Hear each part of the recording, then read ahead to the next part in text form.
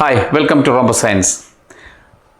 പഞ്ഞിക്കെട്ടുകൾ പോലുള്ള മേഘങ്ങളെ തഴുകി നക്ഷത്രങ്ങളുടെ ഉയരത്തിൽ ഒരു പക്ഷിയെപ്പോലെ പറക്കാൻ നമ്മെ പ്രാപ്തരാക്കുന്ന വിമാനങ്ങൾ, അവയെ നിയന്ത്രിക്കുന്ന വൈമാനികർ നമ്മുടെ എല്ലാം മനസ്സിൽ സൂപ്പർ ഹീറോകളാണ്.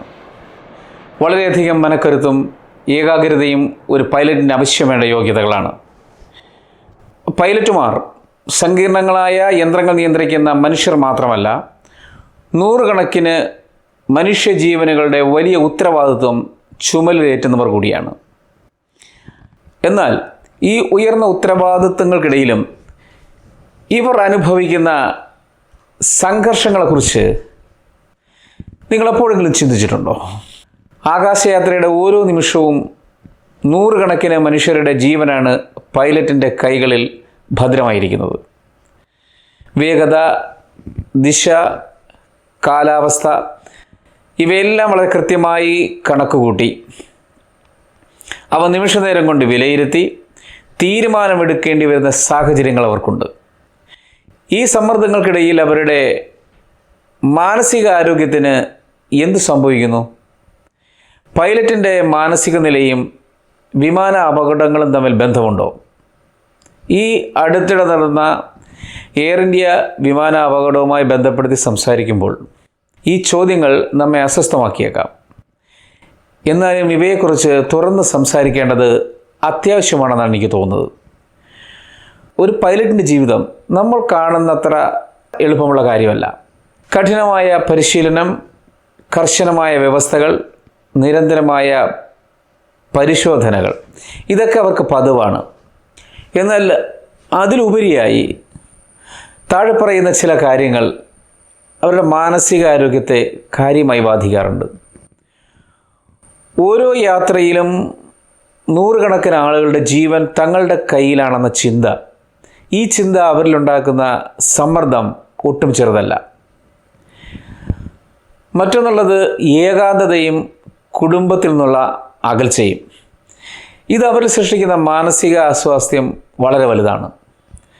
ദീർഘനേരമുള്ള യാത്രകൾ, വിവിധ സമയമേഖലയിലൂടെയുള്ള പറക്കൽ, കുടുംബത്തോടൊപ്പം സമയം ചെലവഴിക്കാൻ കഴിയാത്ത അവസ്ഥ, തുടർച്ചയായ ഷിഫ്റ്റുകൾ, പുറമേ ആവശ്യത്തിന് വിശ്രമം ലഭിക്കാത്തതും ഇവയെല്ലാം അവരെ സമ്മർദ്ദത്തിലാക്കുന്നു.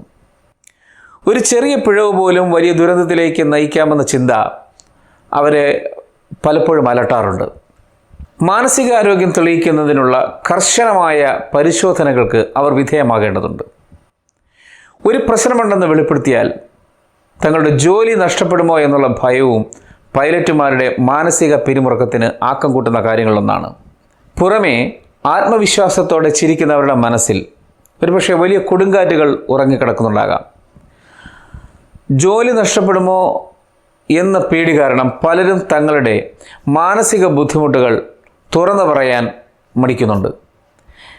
ഇത് അവസ്ഥയെ കൂടുതൽ സങ്കീർണമാക്കിയേക്കാം. എന്നാൽ ജോലി നഷ്ടപ്പെടുക എന്നത് ഒരു എക്സെപ്ഷൻ മാത്രമാണെന്നും അതൊരു റൂൾ അല്ലെന്നുമാണ് വ്യോമയാന രംഗത്ത് പ്രവർത്തിക്കുന്ന പല വിദഗ്ധരും പറയുന്നത്.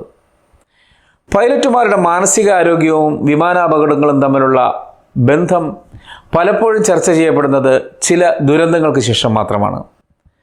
ഈ അടുത്ത് നമ്മുടെ രാജ്യത്ത് നടന്ന അതിദാരുണമായ എയർ ഇന്ത്യ വിമാന അപകടത്തെ സംബന്ധിച്ച് പുറത്തു വന്ന പ്രിലിമിനറി റിപ്പോർട്ടും ലോകത്തെ ഞെട്ടിച്ച മറ്റു ചില അപകടങ്ങളും ഈ വിഷയത്തിൻ്റെ ഗൗരവം എത്ര വലുതാണെന്ന് നമ്മെ ഓർമ്മിപ്പിക്കുന്നു.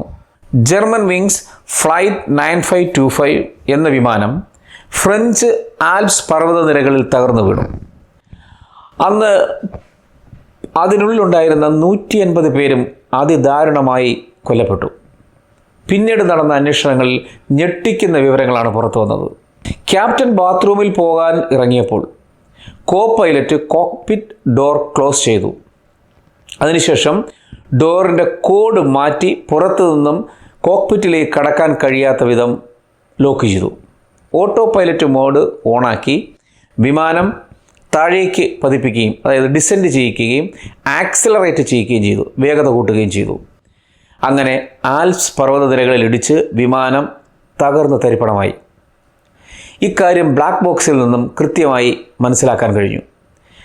വിമാനത്തിൻ്റെ കോ പൈലറ്റായിരുന്ന ആൻഡ്രിയാസ് ലുബിറ്റ്സ് കടുത്ത വിഷാദ രോഗത്തിന് അടിമയായിരുന്നു എന്ന് പിന്നീട് നടത്തിയ അന്വേഷണങ്ങളിൽ നിന്നും തെളിയുകയുണ്ടായി. ഡോർ തുറക്കാനുള്ള ക്യാപ്റ്റൻ്റെ ശ്രമവും യാത്രക്കാരുടെ നിലവിളിയും, എന്തിന് കോ പൈലറ്റിൻ്റെ നിശ്വാസത്തിൻ്റെ ശബ്ദം പോലും വോയിസ് റെക്കോർഡർ ഒപ്പിയെടുത്തിട്ടുണ്ട്. കോ പൈലറ്റ് മനഃപൂർവ്വം വിമാനം തകർക്കുകയായിരുന്നു എന്നാണ് കണ്ടെത്തിയത്. ഈ സംഭവം ലോകമെമ്പാടുമുള്ള വ്യോമയാന മേഖലയിൽ വലിയ ചർച്ചകൾക്ക് വഴിവെച്ചു. അങ്ങനെ പൈലറ്റുമാരുടെ മാനസികാരോഗ്യ പരിശോധനകൾ കൂടുതൽ കർശനമാക്കാൻ പല രാജ്യങ്ങളും തീരുമാനിച്ചു. ലുബിറ്റ്സിൻ്റെ മാനസിക നിലയെക്കുറിച്ച് അറിയാമായിരുന്നിട്ടും ജോലി നഷ്ടപ്പെടുമോ എന്ന ഭയം കാരണം അയാൾ ചികിത്സ നേടാനോ വിവരങ്ങൾ വെളിപ്പെടുത്താനോ തയ്യാറായില്ല എന്നാണ് പിന്നീട് മനസ്സിലായത്. ഇത് ഒറ്റപ്പെട്ട സംഭവമല്ല. ചരിത്രത്തിൽ സമാനമായ പല സംഭവങ്ങളും നടന്നിട്ടുണ്ട്. അവിടെ പൈലറ്റുമാരുടെ മാനസിക നില അപകടങ്ങൾക്കൊരു കാരണമായി മാറിയിട്ടുണ്ട്. ഈ ദുരന്തങ്ങൾ നമ്മെ പഠിപ്പിക്കുന്നത് എന്തെന്നാൽ, ശാരീരിക ആരോഗ്യം പോലെ തന്നെ വളരെ പ്രധാനപ്പെട്ട ഒന്നാണ് മാനസികാരോഗ്യവും. പ്രത്യേകിച്ച് നൂറുകണക്കിന് ആളുകളുടെ ജീവൻ പൈലറ്റുമാരുടെ കയ്യിലായിരിക്കുമ്പോൾ. ഇത്തരം ദുരന്തങ്ങൾ ആവർത്തിക്കാതിരിക്കാൻ വ്യോമയാന മേഖലയിൽ വലിയ മാറ്റങ്ങൾ സംഭവിച്ചുകൊണ്ടിരിക്കുന്നുണ്ട്. എന്തൊക്കെയാണെന്ന് നോക്കാം.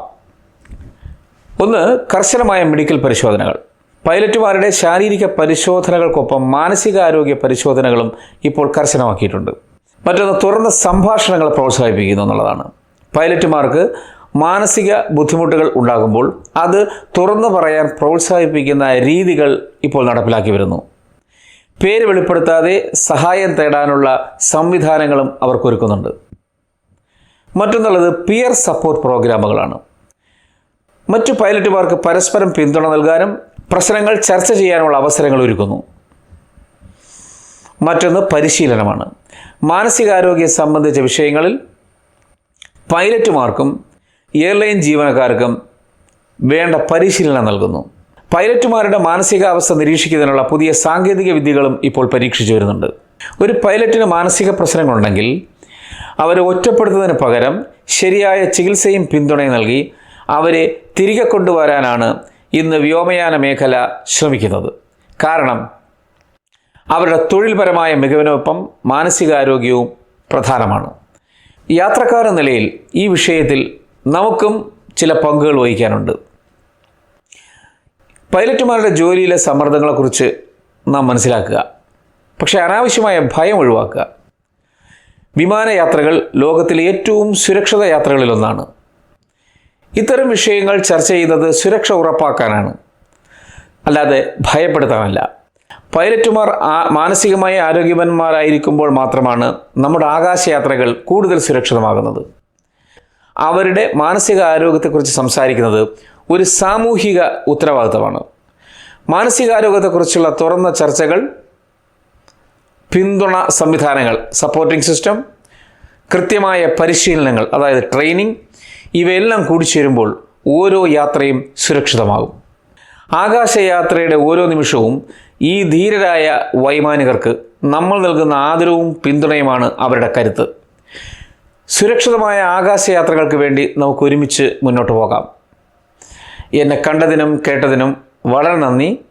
ഇഷ്ടമായെങ്കിൽ ഈ വീഡിയോ കമൻറ്റ് ചെയ്യാനും ഷെയർ ചെയ്യാനും മറക്കരുത്. Bye, till we see next time. Thank you.